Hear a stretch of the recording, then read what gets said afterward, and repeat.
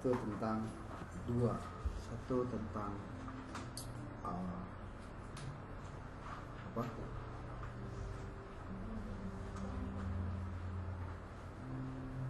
Tadi tentang apa? Kan materi tadi tentang apa? Satu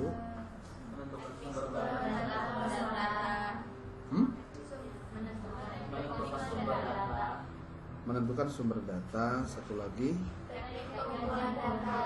ya. Apa yang sudah dijelaskan sebenarnya adalah tahapan-tahapan yang sudah mulai masuk pada substansi yang sesungguhnya.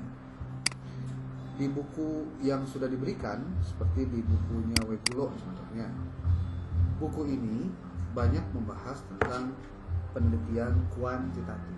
Jadi kalau kamu di dalamnya banyak menemukan kasus di mana isi dari penjelasan di sini banyak kuantitatif, memang di sini penjelasannya kuantitatif. Ya. Judul-judulnya mengarah ke penelitian kuantitatif. Dari mulai hakikat, ilmu dan penelitian sampai dengan penulisan laporan penelitian. Kemudian bukunya Imam Mahali yang berjudul ini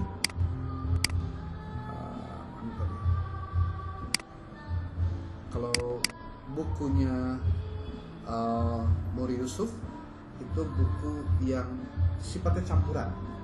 Dia bicara tentang kuantitatif, kualitatif, dan juga method. Jadi penjelasannya luas, ya, materi-materinya luas. Berbeda dengan bukunya Imam Mahali, di sini sudah dipatok bicara tentang penelitian kuantitatif. Saran Bapak, untuk mereka yang mau penelitiannya kuantitatif, ya, bacalah buku Imam Mahali dengan maksimal, karena di dalamnya ada satu tentang teori metodologi penelitian, yang keduanya tentang bagaimana cara penulisan proposal dan juga laporan penelitian dari bab 1 sampai dengan bab 5, termasuk juga bagaimana menggunakan teknologi seperti SPSS dalam penulisan dan pengisian atau input data dan pengolahan analisis data. Jadi saran Bapak, ini pun dibaca kalau mau penelitiannya di kuantitatif. Ya, nah, minggu depan tadi sudah disampaikan ada 3 yang harus dikumpulkan. Satu adalah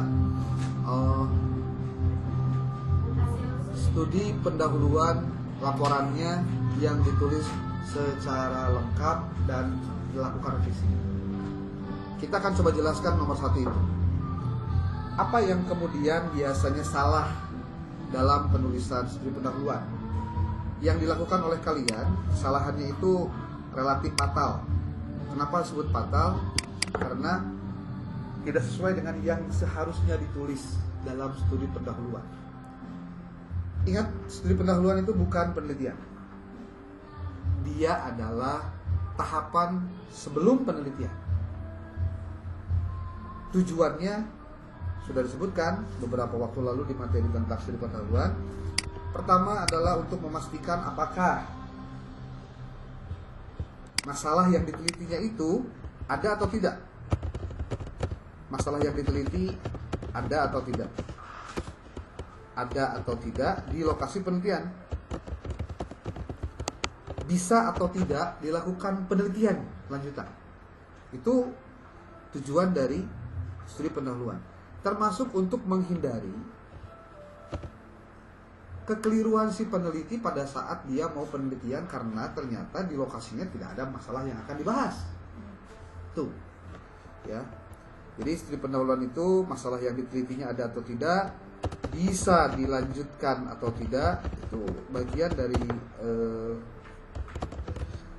penelitian studi terdahulu atau penelitian terdahulu atau studi pendahuluan.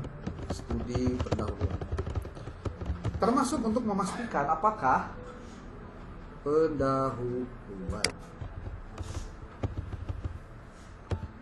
Termasuk untuk memastikan apakah di lokasi penelitian relate nggak masalahnya dengan apa yang kamu akan teliti.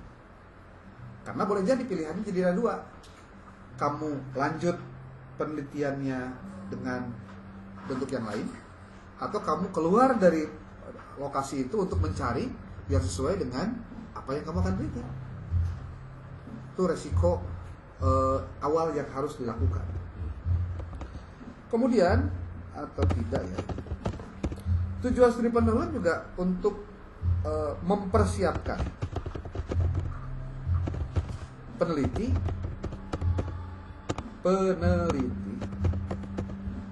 jika lanjut penelitian.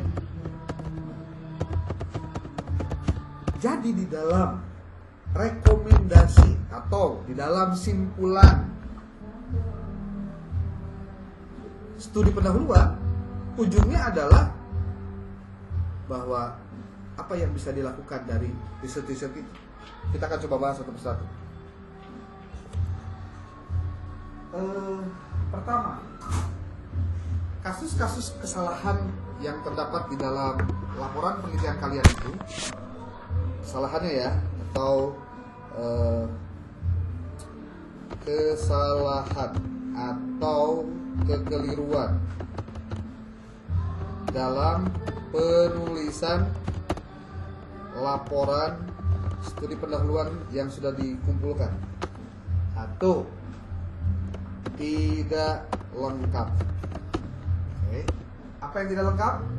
Tidak ada instrumen, tidak ada laporan wawancara, tidak ada laporan hasil observasi, tidak ada hasil studi dokumentasi.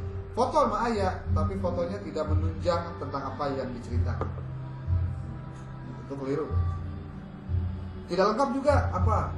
Ketika apa yang dituliskan dalam penelitian, dalam pencarian digital dengan menggunakan POP, Open Knowledge Maps dan lainnya, ternyata tidak relate dengan apa yang seharusnya ditulis.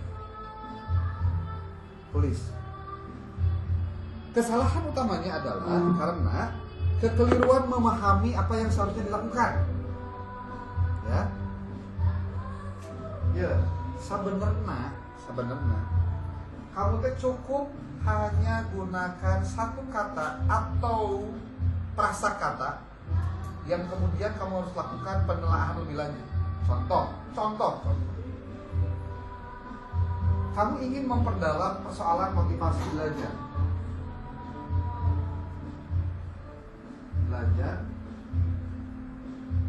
Siswa MI pada mapel matematika kelas 5. Dari mana kamu kok tertarik lanjut ini? Dari mana? Dasarnya mungkin berdasarkan satu, kamu cari di Google Scholar, tulis di dalam Google Scholar-nya, toolbar-nya, motivasi belajar siswa MI mapel matematika. Contoh, didapatkanlah kamu teh ada 5 artikel, contoh ya, yang membahas tentang bagaimana motivasi belajar siswa kelas 5 pada mata pelajaran matematika. Ada penelitian A, B, C, dan D, E. Tuliskanlah contoh di MIX 1, MIX 2, MIX 3. Ini contohnya MI-nya banyak ya, udah 5. Tempatnya harus MI, nggak boleh SD, nggak boleh SMP, walaupun pelajarannya matematika, karena kita mau fokusnya ke MI. So, apa yang ditemukan? Contoh. Motivasi belajar siswa MI rendah, tinggi ketika menggunakan metode pembelajaran menggunakan apa? Di MIX 1 dia itu jadi tinggi karena kompetensi gurunya tinggi.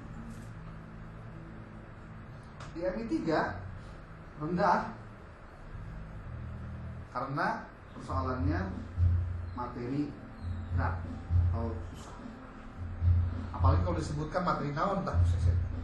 Apa materi? Dan seterusnya. Berarti kalau begitu, masalah motivasi belajar perlu diselidiki. Kenapa? Banyak riset yang menyebutkan bahwa motivasi belajar itu menjadi faktor berpengaruh terhadap prestasi belajar, terhadap dia mau belajar benar atau tidak. Kenapa? Karena yang mendrive orang mau belajar itu ya motivasinya. Jadi ada kepentingan belajar tentang motivasi belajar. Jadi bikin tarik ya.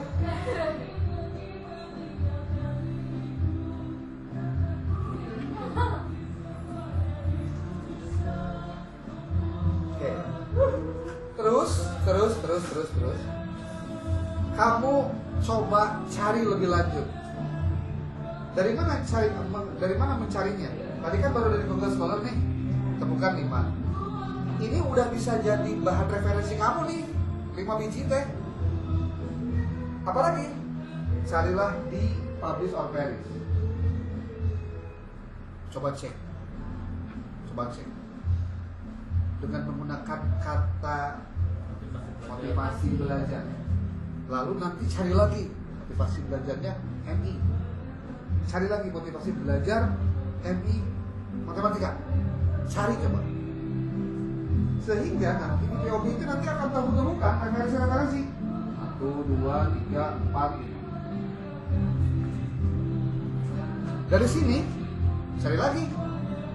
Buktikan di post viewer seberapa banyak orang yang sudah melakukan penelitian tentang motivasi belajar pada mata pelajaran matematika di MI.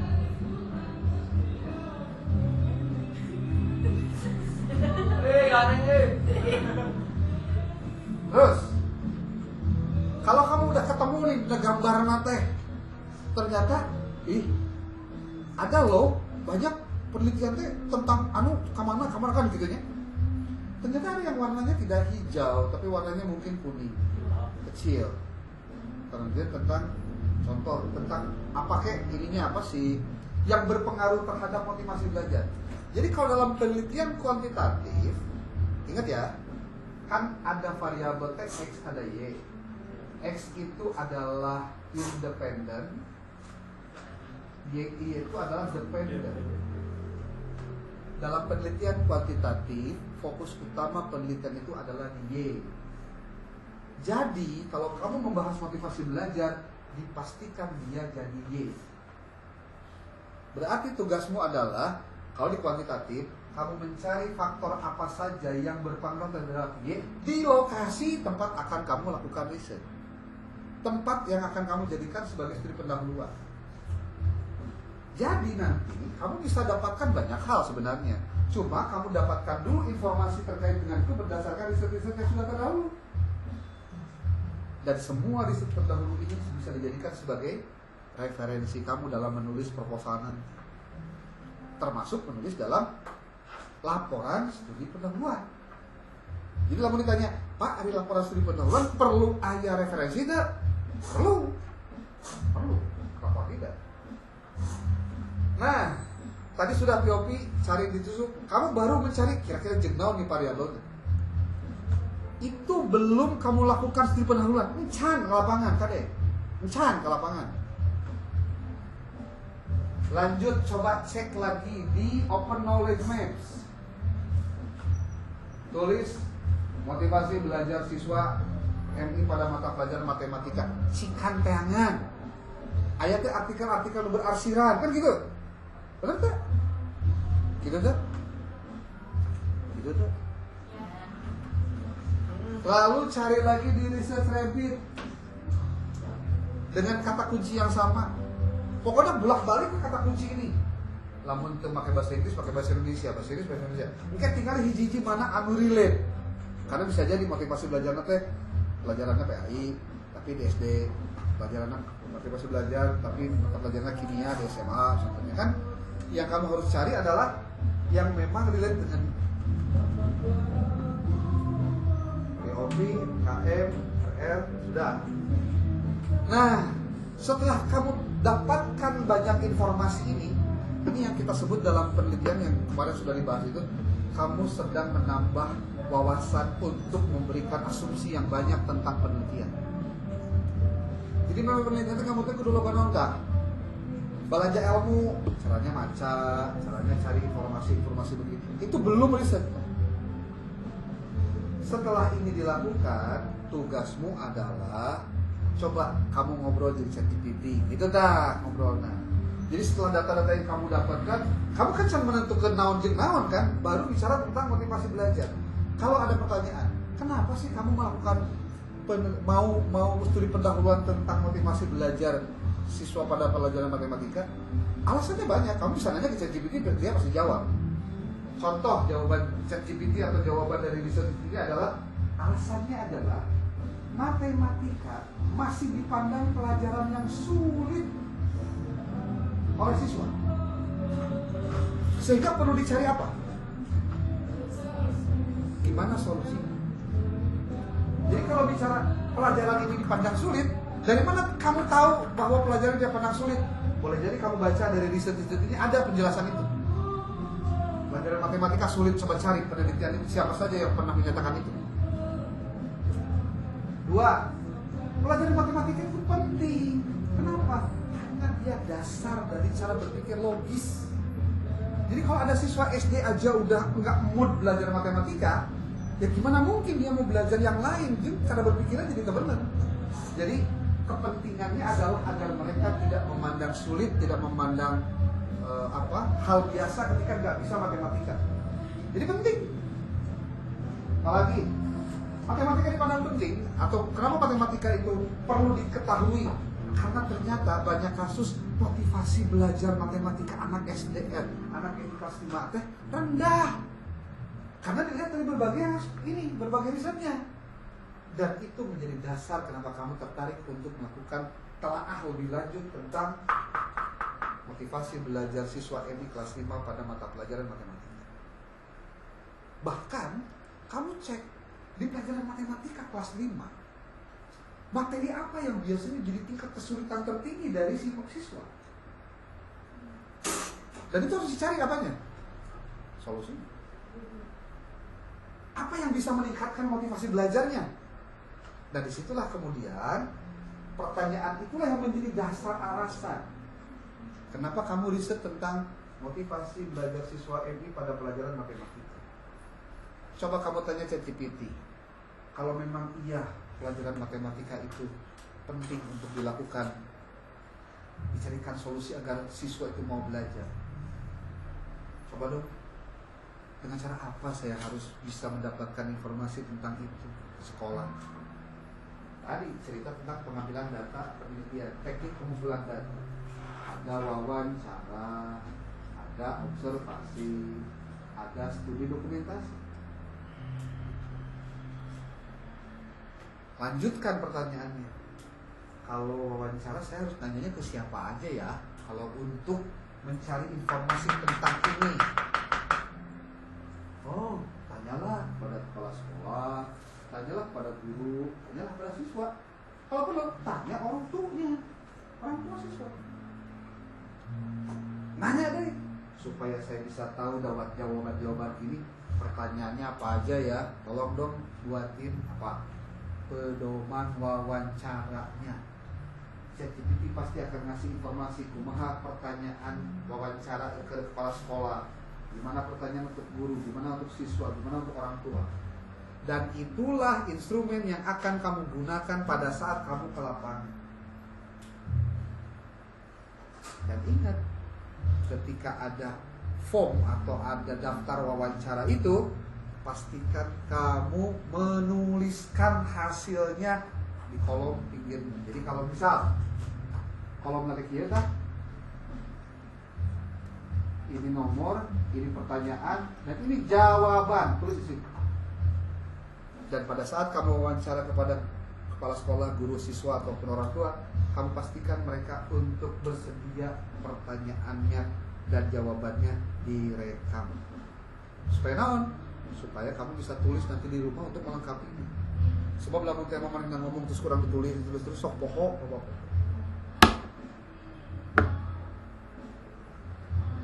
Itu baru wawancara. Terus observasi gimana dong? Apa aja yang harus diobservasi untuk saya bisa dapatkan data awal di studi pendahuluan ini? Dia pasti akan ngasih tahu, ini loh observasi.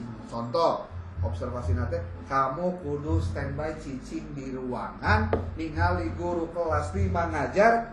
Coba perhatikan dari awal sampai akhir guru ngajar. Coba lihat oleh kamu bagaimana siswa belajarnya. Dan semua yang terjadi di kelas itu kamu harus tulis. Contoh, pada hari ini tanggal sekian guru kelas 5 membuka pelajaran matematika pada bagian bab sekian. Efeknya itu tentang guru matematika membuka dengan bismillah, lalu melanjutkan kepada mengabsen siswa dan seterusnya. Terus ditulis sampai termasuk setelah beres pelajaran itu berapa menit si guru menyampaikan materinya. Lalu setelah tahu berapa menit, siapa orang, apakah guru tersebut memberikan kesempatan kepada siswa untuk bertanya. Ketika bertanya, bagaimana pertanyaannya, apa saja pertanyaannya, ditulis tak usaha si peneliti.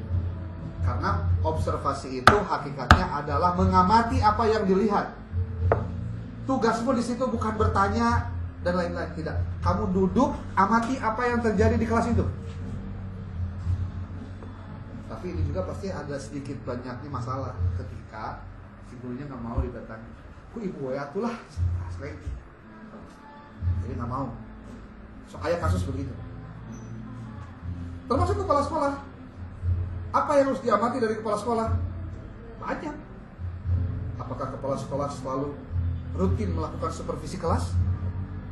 Apakah kepala sekolah rutin melakukan penilaian kinerja guru? Apakah si kepala sekolah rutin kontrol ke kelas? Karena itu bagian dari cara kepala sekolah untuk memastikan pembelajaran itu berhasil atau tidak, berjalan atau tidak, gurunya ngajar atau enggak. Kalau si guru kelas 5-nya tidak hadir, kemudian siapa yang ngajar? Contohnya guru piket, siapa guru piketnya? Dan semuanya detailkan, ada studi dokumentasi. Bisa nanya ke di mana teteh? Bisa nanya ke ChatGPT begitu mah.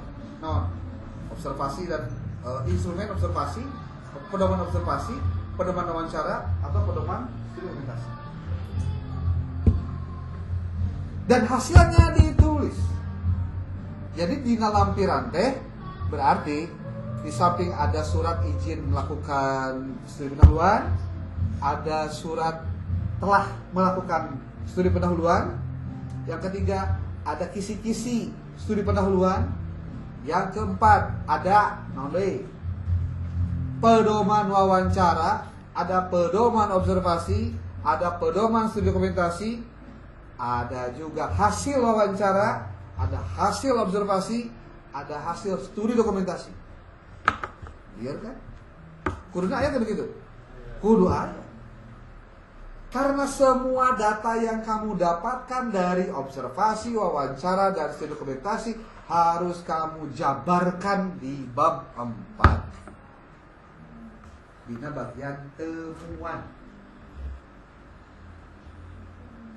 Kamu ingat, studi pendahuluan itu bukan penelitian. Jadi ulah aya kata-kata di laporan studi pendahuluan kamu berdasarkan hasil penelitian yang penulis lakukan di bla bla. Itu salah kan? Atau di laporan di bab terakhir di simpulan ayat tulisan berdasarkan hasil penelitian peneliti di lapangan didapatkan informasi bahwa bla bla bla. Itu salah kan? Simpulan itu pada akhirnya menuliskan rekomendasi apa saja berdasarkan hasil wawancara, observasi, dan studi pendahuluan untuk bisa ditindaklanjuti menjadi penelitian lanjutan. Contoh,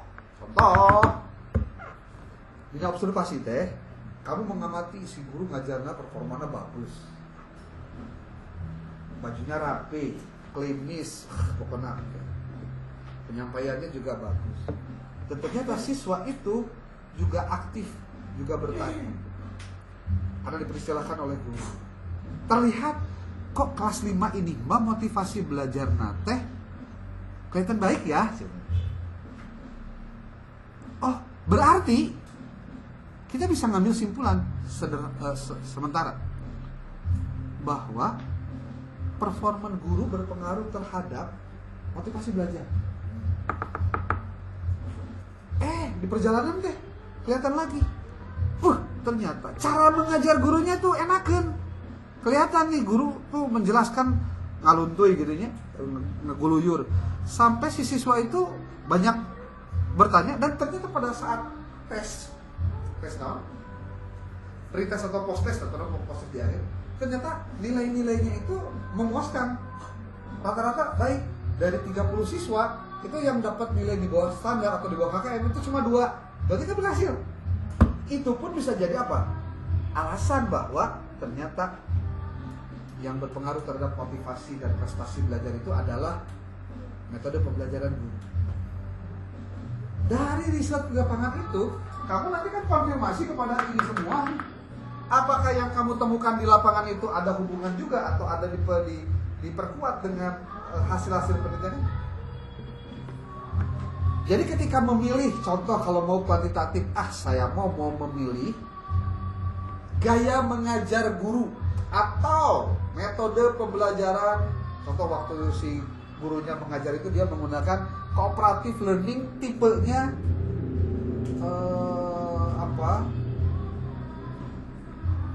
tipenya adalah flipped classroom, contoh. Jadi flipped classroom pengaruhnya terhadap motivasi belajar siswa. Dari mana didapatkan? Dari hasil observasi. Jadi ternyata lamun ditelaah mah hasil kayak studi pendahuluan kamu akan banyak menemukan apa saja sih faktor-faktor yang berpengaruh terhadap motivasi belajar siswa.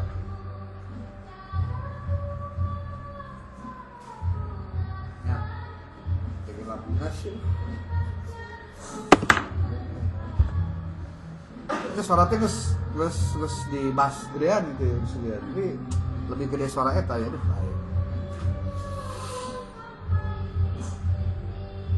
Sok heula. Gentong dedengnya eta mah, walaupun kadenge. Kira-kira keharti kan udah mengkenal apa dia? Tujuan kamu studi pendahuluan itu adalah untuk memberikan rekomendasi kira-kira variabel apa yang bisa kamu tambahkan kalau misalkan mau kuantitatif. Atau, Pak, saya mau kualitatif, gimana dong contohnya? Nah sekarang pertanyaannya, apa yang kamu bisa selidiki? Oh, bisa diselidiki. Siapa? Siswa yang berprestasi, yang nilainya baik, atau bahkan yang nilainya buruk tentang pelajaran matematika. Jadi kamu ke wawancara kebanyakannya penelitiannya kualitatif fenomenologi. Fenomenologi. Kamu hanya mau wawancarai contoh 3 orang siswa, 1 orang guru kelas, 1 kepala sekolah, kemudian 3 orang tua.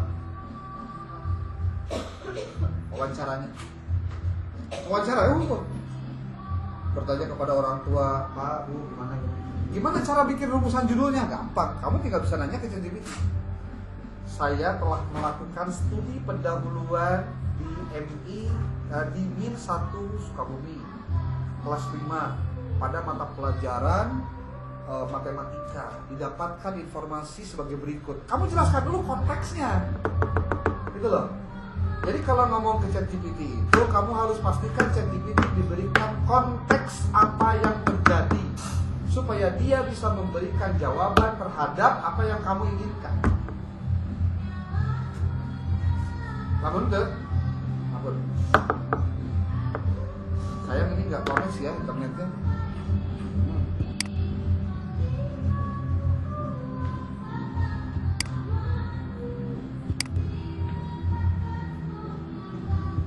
Kalau connect mah enak nih, apa-apa.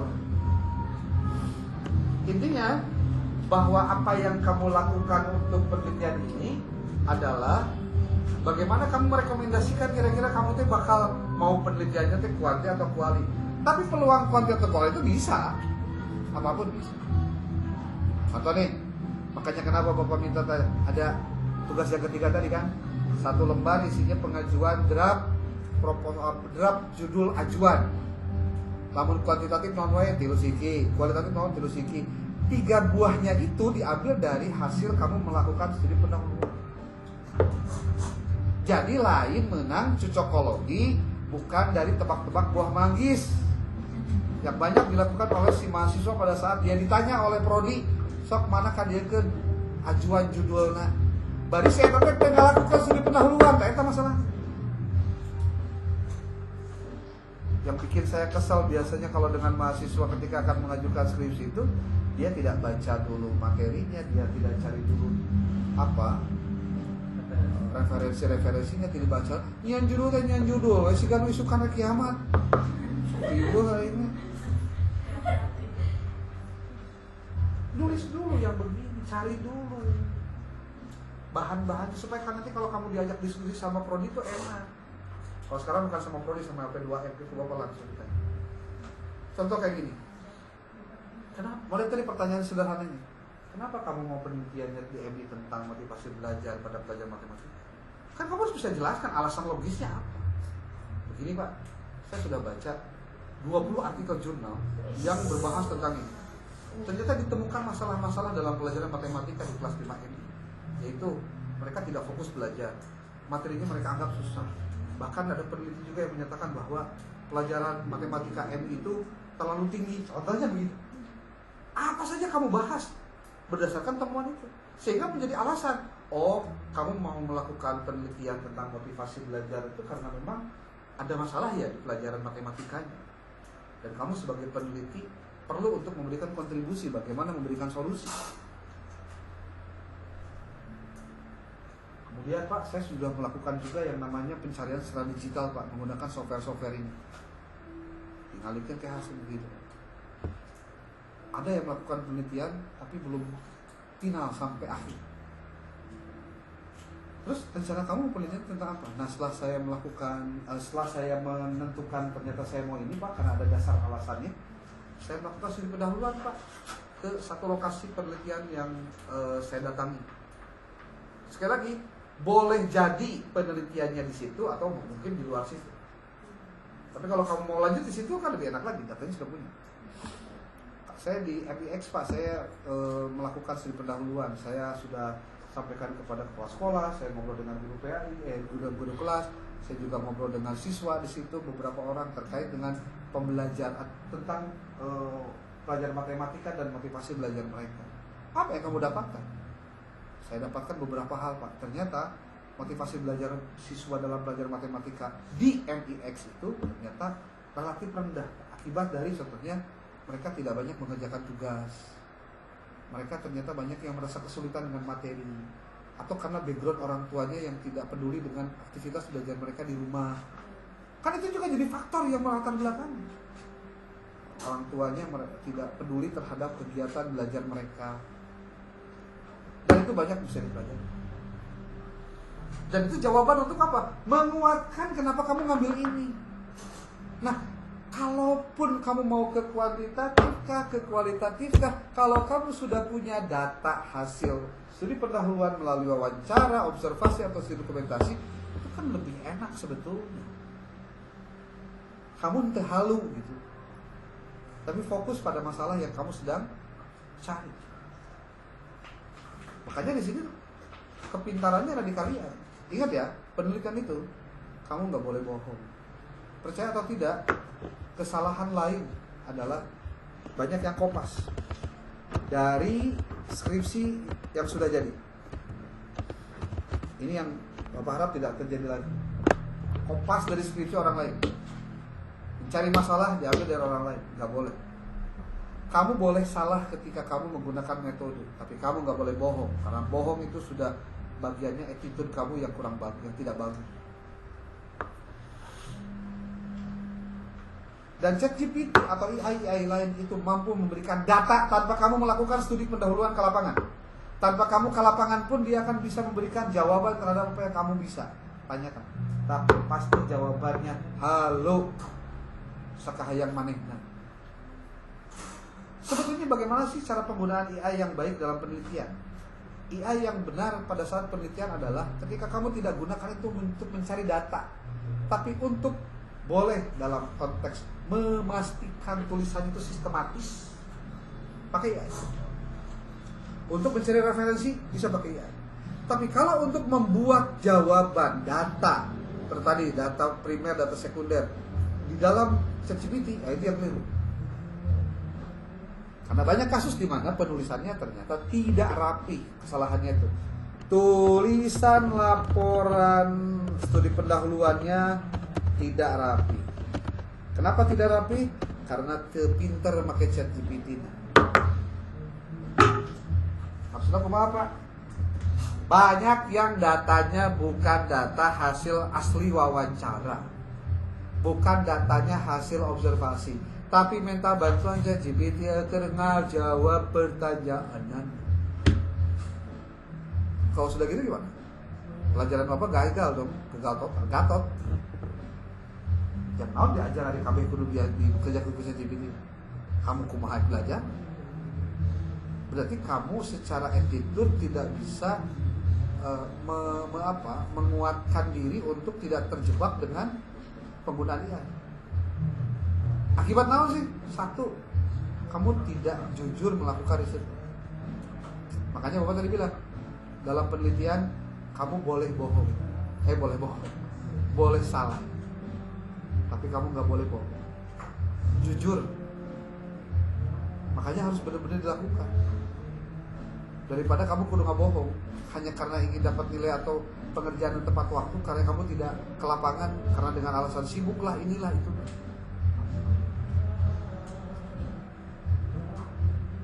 Tuh, studi pendahuluan banyak yang kopas ya, diambil dari, lucu loh. Ada di judulnya teh MI mana contoh? Di judulnya MI Muhammadiyah. Padahal ada judulnya lain di Muhammadiyah. Ya di kelas sejen gua di bulan karena tanya maksud loh gitu. Belum lagi dengan tulisan terapi. Kenyawan terapi kumaha?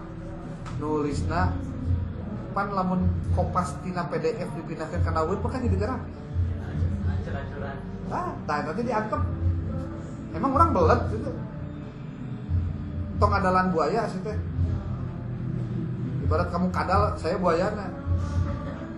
Untuk penelitian itu udah ngerti mana bagian yang biasanya di kopas, mana bagian yang salah itu tahu. Makanya tadi di kelas sebelah dibahas detail. Dan mereka mengakui memang salah. Ya, kesalahan kemana ketempo. Saya tahu persis di bagian mana wae biasanya mahasiswa yang kesalahan di tulisan. Kumaha? Lamun deskripsi dia, 5 bab. Dan apa nggak tuh ngecek salah jeung tenan? Buka bab hiji, ngali bagian eta. Bab 2 tipu bagian. Bab 3 tinggali bagian. Di skimming, langsung di skimming dia baca cepet. Komo lamun make laptop, Ctrl F we kata-kata iya ayo. Sarua teu. Dan biasanya mahasiswa tidak peduli bener jeung teu, nu penting asal beres. Nah eta misalnya. Jadi ada punya tugas teh, kerjakan dengan sepenuh hati. Sadua. Yang keduanya, kerjakan dengan benar. Nu katiluna ya, teliti lagi sebelum di print out atau dikumpulkan. Aya bagian anu tidak konsisten teh. Masa saya harus liatin kesalahannya di mana? Si era lah. Gitu. Oke. Jadi yang di bawah itu satu, bab 1 sampai dengan terakhir untuk yang Suharsini, bab 1 sampai terakhir yang Yusuf. Kemudian pencarian digital. Yang keduanya, yang ketiganya revisi hasil studi pendahuluan. Jangan pernah tidak dilakukan revisi. Jangan pernah tidak melakukan revisi. Kemudian isi atau bikin surat pengajuan, draft pengajuan usulan penelitian skripsi. Ngajukan judulnya unggul. 3 buah, kuantitatif 3, kualitatif 3. kamu cirian bagian yang kamu senang ingin itu yang didalami. Mau yang kuantitatif pilih satu, yang kualitatif pilih satu. Jadi dua, anu di highlight nah. Kantos tengah ditanyakeun tong cici. Kena nanya deui ke bapak geus balik. Apa maksudna naon tadi teh? Kalau di studi pendahuluan untuk judul yang di depan covernya itu berarti Jangan gini aja. Studi pendahuluan tentang motivasi belajar siswa MI pada mapel matematika kelas 5 di. Udah itu aja. Jangan dulu pakai variabel X, variabel Y, hubungan pengaruh. Can diketahui atau apa namanya di penelitian lapangan orang kan orang teh karak arek ke lapangan lagi. Tahu itu maksudnya. Jadi pas mau nempo laporan kamu pengaruh kan mana. Tapi kamu tuh komen antapnya lah. Supaya kamu belajar dari kesalahan sebenarnya supaya nyanyi lu diomong ke si bapak saya salah berarti itu kesadaran yang tidak bisa dimiliki semua orang. Makanya ayo bapak prinsipnya iya heula da ge salah mah direvisi tapi ulah tika kieu ieun sakahayang-hayang da ge pada revisi lain itu kitu oke atuh ada batasan ada apa ada hal-hal urgent yang secara syarat dan ketentuan kudu aya. Yuk, apa? itu Bapak, berarti yang tugas tulis itu harus semua sudah selesai atau enggak? Yang mana? Yang sudah mirip sama buku yang buku tulis Ya, semua mirip kan? kalau mau boleh. Kalau Coba keren kan? Salah sorangan kudu make telan. Coba lamun dikeureuyeun. Tahu kan? Bab D 18 nomor Yusuf, 17 harus warsim. Kamu ngerjakan hiji, atuh ira beresna tuh. Ngerti tidak? ya. Aya lagi geus pertemuan ke 8 atau ke 8, kamu keker kerjakan 8 bab ayat. 8 bab deui apa 7 bab deui. Makanya kerjakeun cepet. Sak pertemuan 2, pertemuan 3, pertemuan 2, pertemuan 3. Beres gancang.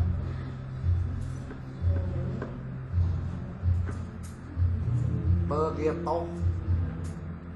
Atuh Pak, iya atuh. Itu mah ieu maka mulai bab.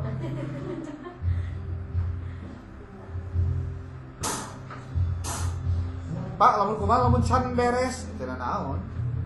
Tapi hutang kan terus. Simpel aja. Sampai UAS. Ya itu sampai UAS lah. Pertemuan ke-15 itu harus dijilid kan ya. Pertemuan ke-14 itu sudah semua selesai dan divalidasi oleh PJ. Nah, kamu validasi semua. Bentuk validasinya di mana? Tuh, Bapak harus dikirim ke grup tah, Excel. Jadi kalau kamu pengen tahu, Pak nilai saya sabaraha, sekudu mah kudu nanya ke Bapak, kamu siang, eta kanyawan nilai sabaraha, udah otomatis kan nilai akhirnya sabaraha. Di situ ada kehadiran. Namun kamu hadir 100%, tidak pernah hadir 100 dah. 16 berarti 16 dikali 16 dibagi 100 dikali 100 sabaraha? 100. Terus ada UTS.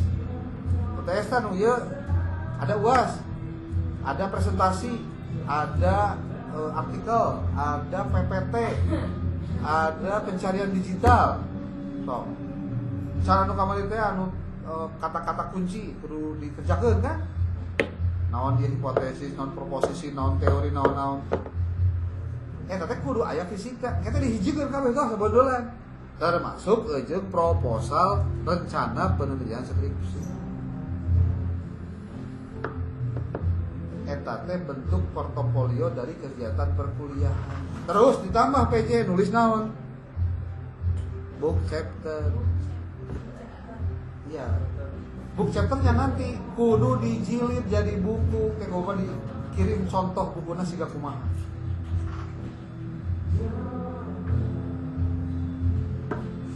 Ayo, apa lagi? Bapak, kalau misalnya di bagian kajian teorinya, kalau kita ngambilnya motivasi belajar, berarti teorinya Tentang motivasi aja. aja. Enggak, nanti bicara motivasi, belajar matematika di kelas 5 kumaha. Jadi semua komponen dari frasa kata, Bapak nyebutnya frasa kata ya, yang kamu nanti diambil untuk dimasukkan ke dalam software ini, itu dibahas. Tapi belum ke ini apa? 2 variabel, 3 variabel. Ya, maksudnya variabel. Ini kita sebut aja, ini masalah yang kita mau angkat. Pelajaran bahasa Indonesia, pelajaran matematika terkait motivasi belajar mereka. Jadi lain enak laporan studi pendahuluan tentang hubungan bla bla bla bla terhadap motivasi belajar. Hey, halo. Tujuan dari studi pendahuluan itu untuk memastikan kamu memberikan rekomendasi apa saja yang bisa dilakukan penelitian untuk lebih lanjut. Kalau untuk ada tulisannya Bapak, kalau di sini pakai titiknya yang A atau satu titik. Ah, lah. Mau diganti kok itu. Kalau spasinya 2 atau 1,5. 1,5 aja. Ya, tulis ke kita.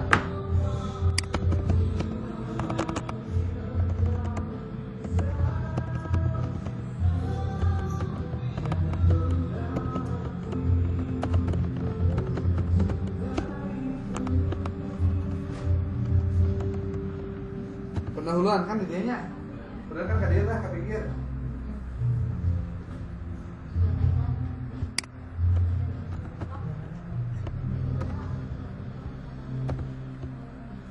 Ctrl Shift M.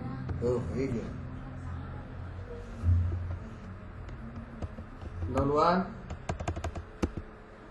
B C B A teh aya anakan. Mau apa? Ji titik.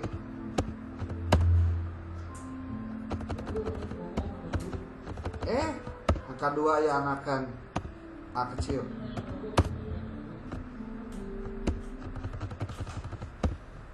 B na aya anakan hiji di kurawel.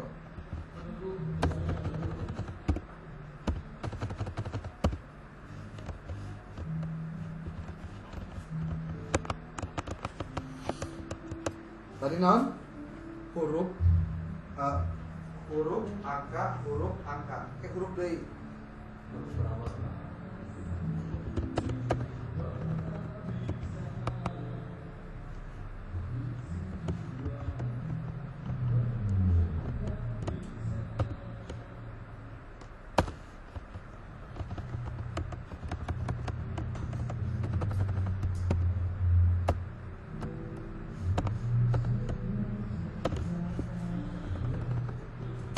Terus, ya mau dijelaskan gitu.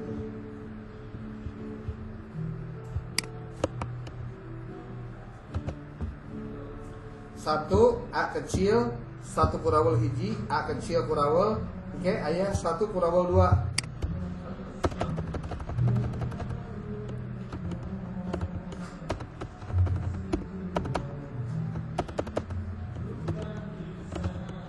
Oke, lamun dia enakan deui.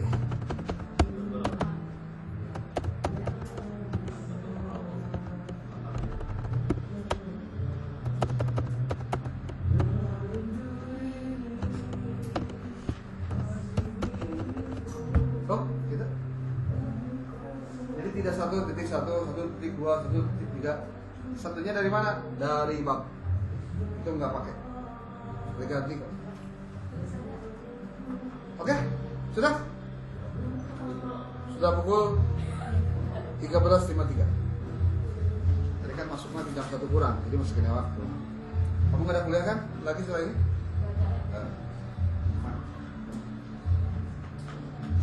Pada di kamu ke musik deh, Pak, jadi lah. Gimana? Liar tuh. Mun liar alus berarti emang kamu mikir. Lamun teu liar acan cirina teu mikir acan gitu. Pak kumaha lamun saya hayang nyaho jeung hayang bisa kieu gampang. Kamu tinggal ngobrol jeung ChatGPT, nonton video YouTube, tulis aja kata kunci yang kamu mau pakai.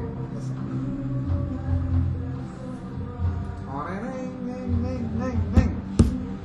Iya naon ya? Kenapa baru dikumpulkan ini?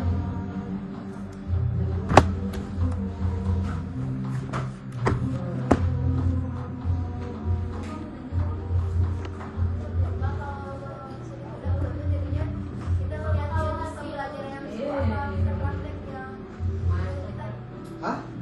Jadi pas studi pendahuluan itu, studi Pendahuluan? misalnya, kita lihat guru tersebut apa kita juga melaksanakan. Enggak, jangan. Jadi gini, kamu tuh tugasnya mengamati, bukan berpraktik. Jadi kamu tuh izin ke kepala sekolah, Pak, Bu, mohon izin. Jadi kamu tuh cobalah berkomunikasinya dengan enaknya. Anggap kamu orang yang, Pak, saya lagi banyak belajar ini teh, ada mata kuliah yang bikin saya harus banyak berkomunikasi dengan Bapak. Apa? Saya perlu ada proses pengamatan terhadap hasil pembelajaran matematika.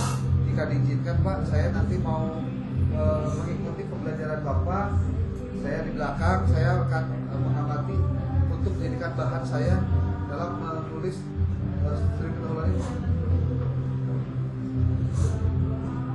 Kemarin kan di lampirannya yang pedoman sama hasil wawancara observasi studi pendahuluan itu dibuatnya menggunakan Word. Jadi diketik hasilnya.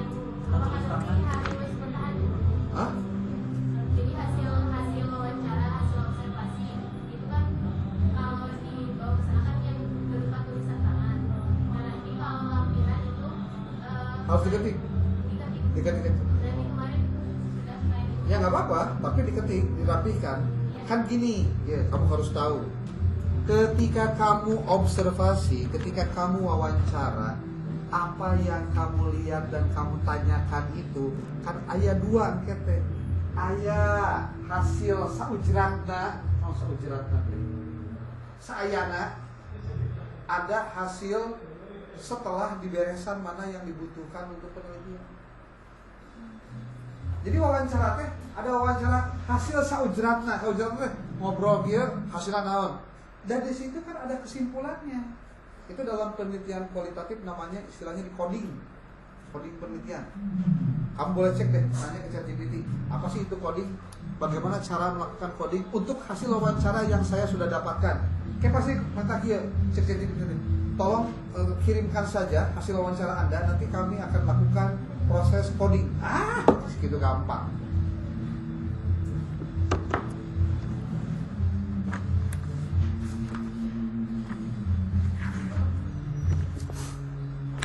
Oke? Clear kan? Halus. Oh, Pak. Berarti cirina kamu memang mikir. Lamun teu mikir mau lieur-lieur aja. Neng aki teh alhamdulillah teu paham-paham aja. Hai, nu kuliah oke cadang tuh ngerti komo anu. Terus Bapak, kan nanti kan kalau di post viewer kan ada jalur-jalur ini ya tentang topik yang kita masukin. Dan bagaimana kalau misalnya topik yang itu tidak ada di situ ya? Mungkin kata kunci kamu yang harus Maksudnya kan tidak. nanti kan misalnya motivasi belajar nih. Kalau saya untuk satu variabel, nah yang lainnya itu tidak berhubungan ada di situ maksudnya. Ya enggak juga, memang betul. Boleh jadi tidak. Tapi berhubungan dengan yang lain. Makanya kata kuncinya harus spesifik. Kalau kamu motivasi belajar unggul, pasti loba pisan. Tapi kalau spesifik bisa jadi lebih sedikit. Karena apa? Karena kita kan belum tahu sebetulnya seberapa banyak penelitian tentang motivasi belajar siswa dan mata pelajaran matematika kelas 5. Kelas 5 lagi. Ya kemarin kan ada teh Pak di post viewer kan masukinnya motivasi belajar. Nah sedangkan yang ingin ditunjukkan tentang tingkat kehadiran. Nah sedangkan di post viewer itu tidak ada tingkat kehadiran itu. Berarti jangan langsung ditentukan dulu tingkat kehadiran. Biarkan post viewer mencari sendiri. Matakan ulama post viewer hunkul. Pakai open knowledge map. Pakai research rabbit. Kamu nanti sok tulis cobanya motivasi belajar matematika kelas 5 MI. Kita berarsiran ke jeung naon wae loba teh. Bapak mah kasih tahu aja. Beres kuliah hari ini kamu pulang, tong udah buka laptop langsung kerjakan. Mumpung handap kene. Lamun diingkekeun kumaha diisupkeun ke geus poho ya. Mandi weh, leungit kabeh. Meruluk sih. Meruluk sih. Kemana tadi deh lu? Nanti Bapak share ini yang barusan supaya ini videonya walaupun hanya ini suaranya jadi nggak apa-apa. Suaranya gandeng jeung lagu deh. Oke ya. Siapa?